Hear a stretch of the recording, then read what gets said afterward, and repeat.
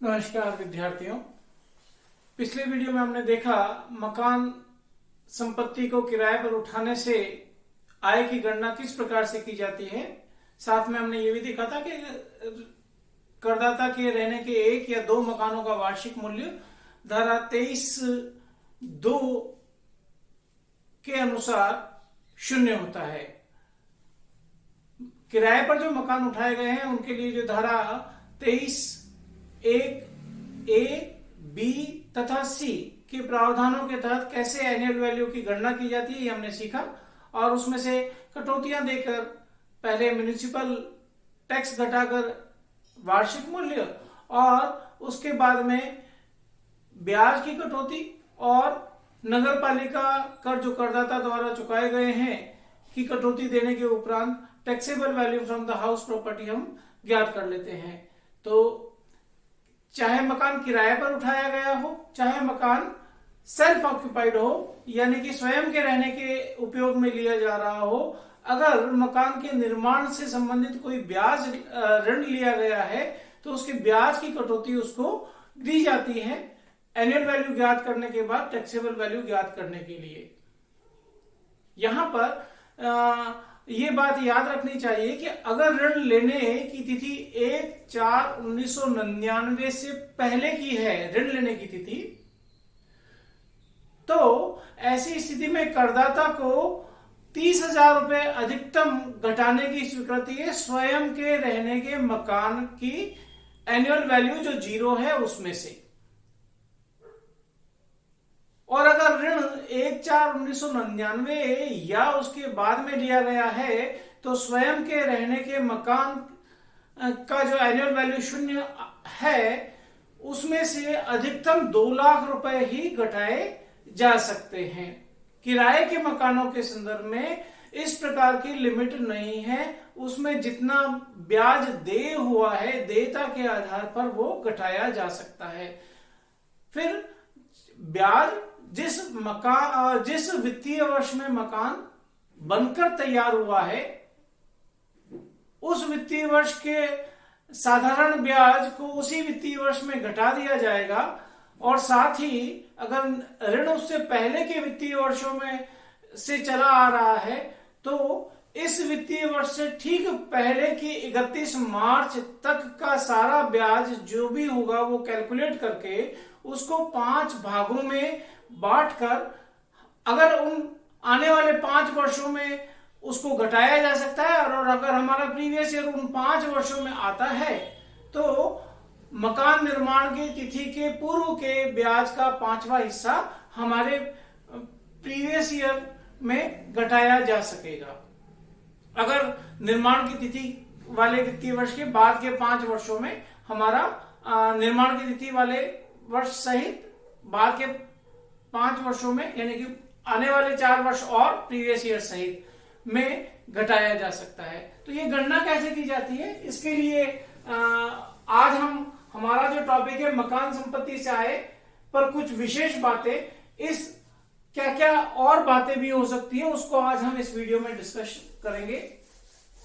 पहला पॉइंट यही है कि ऋण पर ब्याज की गणना कैसे की जाती है। कि मैं उदाहरण के तौर पे मान लूं कि जो हमारा प्रीवियस ईयर है वो 2019-20 है। अभी जो मकान निर्माण की तिथि जो है अगर वो हो जाए, मान ले हम कि 31 मार्च 2020 यानी कि वित्तीय वर्ष का अंतिम दिन है, अगर वो है तो मकान निर्माण की तिथि चूंकि हमारे प्रीवियस ईयर में आती है अतः इस वर्ष के जो ब्याज है वो ब्याज कैलकुलेट करके इस वर्ष में घटा दिया जाएगा। इस वर्ष का ब्याज तो इसी वर्ष में घट जाएगा। अब अगर इससे पहले का ब्याज कौन सा माना जाता है, 31 मार्च 2019। 2019 क्या है, पिछले वाले वित्तीय वर्ष का अंतिम दिन, इस वाले वित्तीय वर्ष के प्रारंभ होने से पहले वाली डेट ये। और अगर ऋण लेने की तिथि को कोई भी मान लिया जाए, मैं सुविधा के लिए मान लेता हूं कि 1/4/2017 को ऋण लिया गया, ऋण लेने की तारीख ये है। तो ऋण लेने की तारीख से हमारे वित्तीय वर्ष के प्रारंभ होने के पहले दिन या पिछले वित्तीय वर्ष के अंतिम दिन तक का जो ब्याज है इसे हम बोलते हैं pre construction period interest.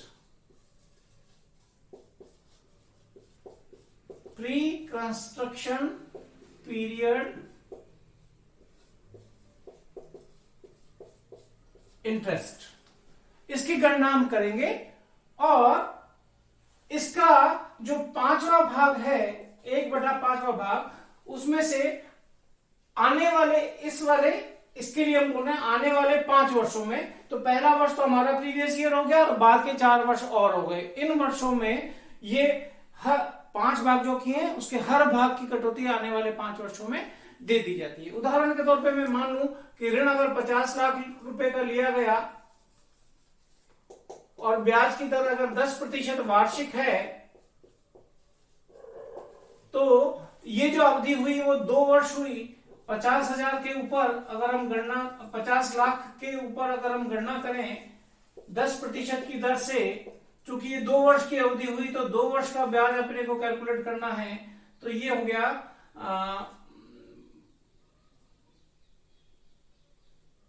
10 lakh.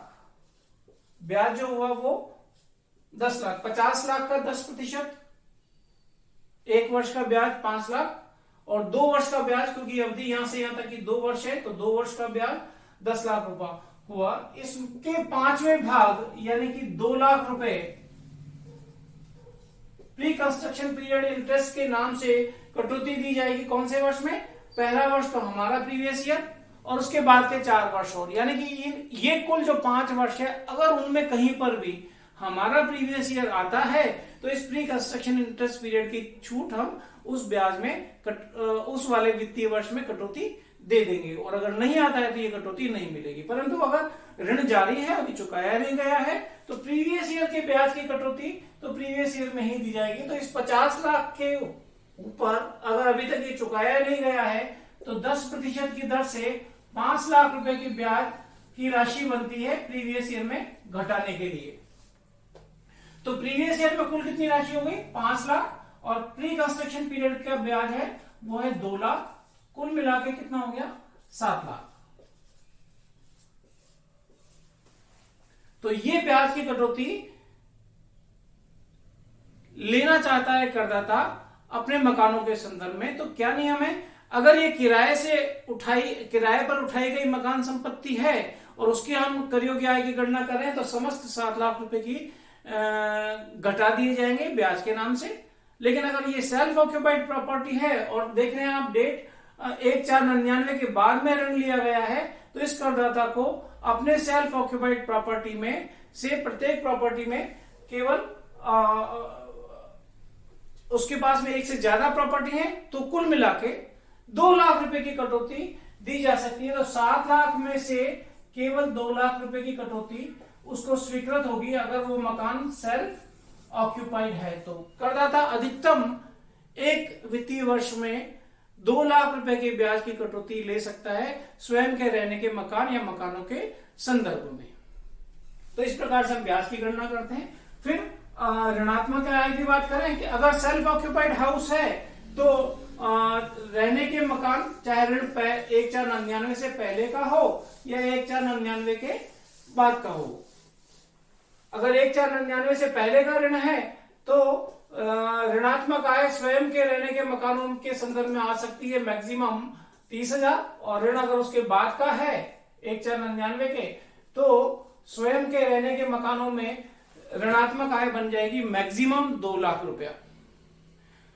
चूंकि स्वयं के रहने के मकानों का एनुअल वैल्यू 0 होता है तो म्युनिसिपल टैक्स उसमें से घटाया नहीं जाएगा। ऋणात्मक आय में से कटौती म्युनिसिपल टैक्स की नहीं दी जाती, तो केवल ब्याज की कटौती दी जा सकेगी। और ब्याज अधिकतम ऋणात्मक कितना हो सकता है? 2 लाख रुपया अगर 1/4/99 के बाद का ऋण है तो। प्राय हमारे सवालों में यही स्थिति आ जाती है। तो इसका क्या करें? तो इसको अगर उसी करदाता की दूसरी मकान संपत्तियां हैं जो किराए पर उठाई गई है, उनसे आय हो रही है, तो उनसे इसकी पूर्ति की जा सकती है, उसमें से घटाया जा सकता है। और अगर ऐसा नहीं है तो करदाता के अन्य शीर्षकों की आय में से भी इसकी पूर्ति की जा सकती है। तो ऋणात्मक आय यानी हानि की पूर्ति उसी करदाता के अन्य मकानों की आय से या अन्य शीर्षकों की आय से की जा सकती है। फिर एक पॉइंट हमने लिया है, 2 या अधिक मकानों का स्वयं के निवास के लिए उपयोग। अगर करदाता के पास में 2 मकान हैं सेल्फ ऑक्यूपाइड, तो दोनों मकानों का एनुअल वैल्यू 0 माना जाएगा। इससे पिछले वाले प्रीवियस ईयर से ये प्रावधान लागू है, 2 मकानों का मूल्य 0 हो जाएगा। और अगर उसके पास में 3 मकान है, मान लें first, second and third house, उसके पास में 3 प्रकार के मूल्य हैं, मकान हैं, तो इनमें से 2 मकानों का वार्षिक मूल्य तो 0 होगा, परंतु तीसरे मकान का कर योग्य होगा। तो किनको वो सेल्फ ऑक्यूपाइड माने और किनको वो कर योग्य माने, इसके संदर्भ में हमें इस प्रकार से गणना कर लेनी चाहिए कि स्टेप, इन मकानों का नाम मैं बदल देता हूं, इसको मैं ए, बी और सी कह देता हूं। तो स्टेप नंबर फर्स्ट में पहले इन तीनों मकानों का ऐसे एनुअल वैल्यू ज्ञात करें,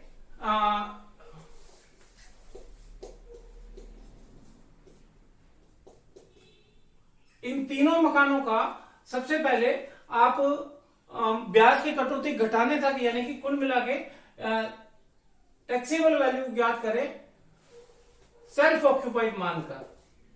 सेल्फ ऑक्यूपाइड मानकर टैक्सेबल वैल्यू या इनकम कंप्यूट कर ले। उसके बाद में स्टेप नंबर 2 कि इन्हीं सारी प्रॉपर्टी को लेट आउट प्रॉपर्टी मानकर, किराए पर उठाई गई मानकर, फिर उसकी टैक्सेबल वैल्यू या टैक्सेबल इनकम की गणना हम कर ले। स्टेप नंबर 3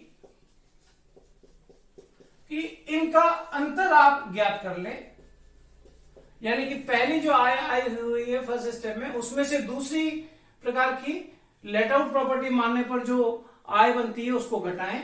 ये ऋणात्मक हो सकती है, ये ज्यादा और ये कम, या ये कम या ये ज्यादा हो सकती है, परंतु हमें अंतर निकालना है। और स्टेप नंबर 4 क्या है कि ये जो अंतर आया है इसमें से अधिकतम ऋणात्मक, देखिए अगर ऋणात्मक है तो, या सबसे कम आय को देखिए, सबसे कम आय को, अगर सभी धनात्मक है तो सबसे कम आय को देखिए, और उसके जो 2 अधिकतम ऋणात्मक वैल्यू चुनी है या 2 सबसे कम आय वाली वैल्यू चुनी है, उनको तो मान लिया जाएगा सेल्फ ऑक्यूपाइड हाउस, और जो तीसरा बच जाएगा, यानी कि धनात्मक में सर्वाधिक अधिक, या अगर तीनों ऋणात्मक है तो ऋणात्मक में जो 0 की तरफ वाला वैल्यू है वो सर्वाधिक अधिक हो जाएगा।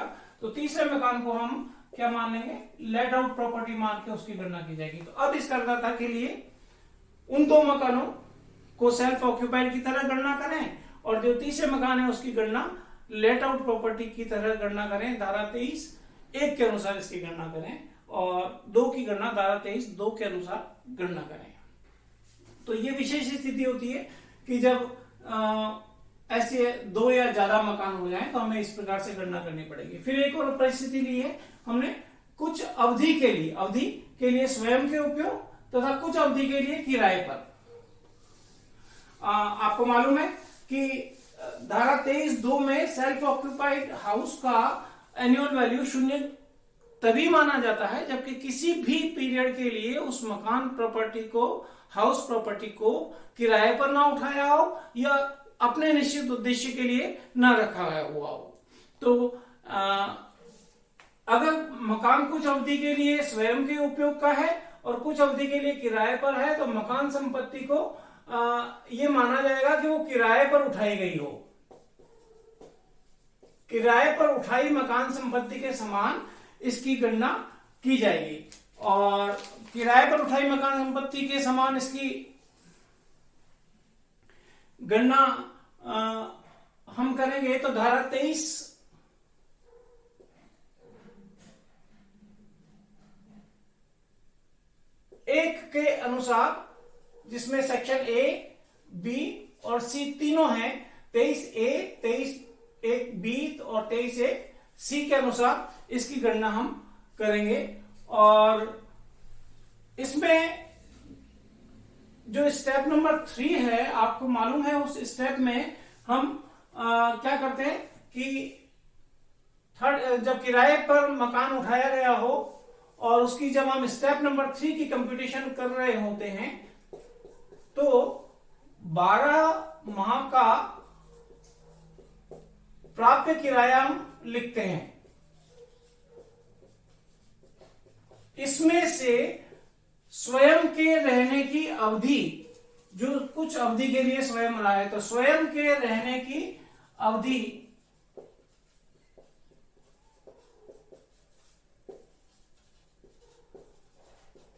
का जो आनुपातिक किराया है इसमें से यहां पर इसको घटा दिया जाएगा। तो जो किराए पर रही अवधि है उस अवधि का किराया यहां पर शेष रह जाएगा। तो अगर कुछ अवधि के लिए स्वयं रहे और कुछ अवधि के लिए किराए पर उठाए तो एक बार उस मकान संपत्ति को ये मान लिया जाए कि पूरे 12 महीने किराए पर उठाया है और उसमें से फिर स्टेप नंबर 3 में जब हम ये धारा का अप्लाई करते हैं तो उस समय स्वयं के रहने की अवधि का आनुपातिक किराया यहाँ पर घटा दिया जाता है और फिर उसके आगे के स्टेप्स को उसी तरीके से फॉलो कर लिया जाता है।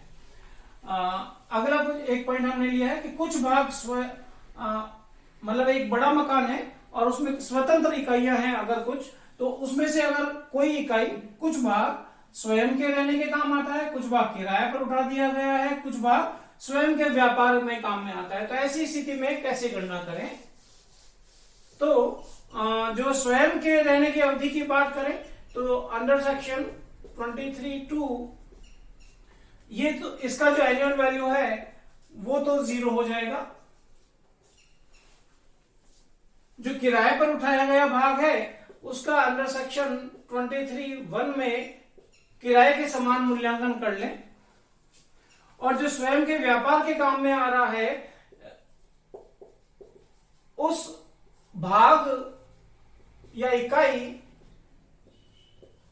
से आय की गणना इस शीर्षक में नहीं की जाती है, क्योंकि वो स्वयं के व्यापार में काम में आ रहा है मकान, तो उसकी आय की गणना इस शीर्षक में नहीं की जा रही है। और चाहे उस मकान को करदाता अपने कर्मचारी को किराए पर ही क्यों ना उठा दे, उसकी गणना इस शीर्षक में नहीं की जाएगी। इस बात को ध्यान में रखते हुए ऐसी स्थिति में गणना करें। फिर एक और परिस्थिति है कि अनरियलाइज्ड रेंट होता है कि हमने एक किराएदार को किराए पर मकान उठा रखा है, उससे हमें किराया प्राप्त नहीं होता है, वो बकाया किराया या अनरियलाइज्ड रेंट यानी कि उससे हमने मकान खाली रहने की आवश्यक कार्यवाही पूरी कर दी हो और तब तक हमारे उसके पोजीशन में दूसरा कोई मकान करदाता का ना हो, तो ऐसी स्थिति में अनरियलाइज्ड रेंट को हम घटाते हैं। अब आपको ध्यान होगा लेट आउट प्रॉपर्टी की जब हम गणना करते हैं तो अनरियलाइज्ड रेंट को लास्ट में हम सब्ट्रैक्ट करते हैं। अब वो अनरियलाइज्ड रेंट या बकाया किराया जो घटा दिया गया हो और अब इस शीर्षक इस किसी भी प्रीवियस ईयर में प्राप्त हो जाता है, तो जिस प्रीवियस ईयर में प्राप्त हो उस प्रीवियस ईयर में वो राशि कर योग्य होगी, चाहे वो मकान अब करदाता के पोजीशन में हो अथवा नहीं हो, करदाता उसका स्वामी अब हो अथवा नहीं हो। उस अनरियलाइज्ड रेंट को यहां पर अब उस प्रीवियस ईयर में, जिस प्रीवियस ईयर में ये प्राप्त हुई है, उस प्रीवियस ईयर में ये राशि कर योग्य हो जाएगी। परंतु इसके संदर्भ में जो 30% की कटौती है वो दे दी जाएगी और शेष राशि यहां पर कर योग्य हो जाएगी। इस न वसूली आय को वसूलने के संदर्भ में अगर कुछ खर्चे किए गए हैं तो वो खर्चे यहां पर कटौती योग्य नहीं है। जो न वसूल हुआ किराया या बकाया किराया जो प्राप्त हुआ है, हम जिस भी प्रीवियस ईयर में, तो हम अपने प्रीवियस ईयर की बात करें, अगर प्रीवियस ईयर में प्राप्त हुआ है तो हम उसको कर योग्य बनाएंगे अंत में अलग से सेपरेट कैलकुलेशन करते हुए, चाहे मकान उसके पोजीशन में करदाता के हो अथवा नहीं हो वाला मकान, और उसमें से 30% की छूट दे देंगे, कटौती दे देंगे और उसके बाद में जो शेष राशि बचेगी वो कर योग्य होगी। तो इन सब बातों को ध्यान में रखते हुए मकान संपत्ति शीर्षक की आय की गणना करनी चाहिए। कल के इससे पहले के जो वीडियो थे उसमें हमने देखा था किराए की संपत्ति क्या है और स्वयं के रहने के मकान की संपत्ति क्या है। आज हमने उसी में से कुछ बातें स्वयं के रहने के मकान की भी ली हैं और कैसे कुछ विशेष परिस्थितियां होती हैं उनको हमें ध्यान में रखते हुए कैलकुलेशंस करनी चाहिए, ये समझने का प्रयास किया। धन्यवाद।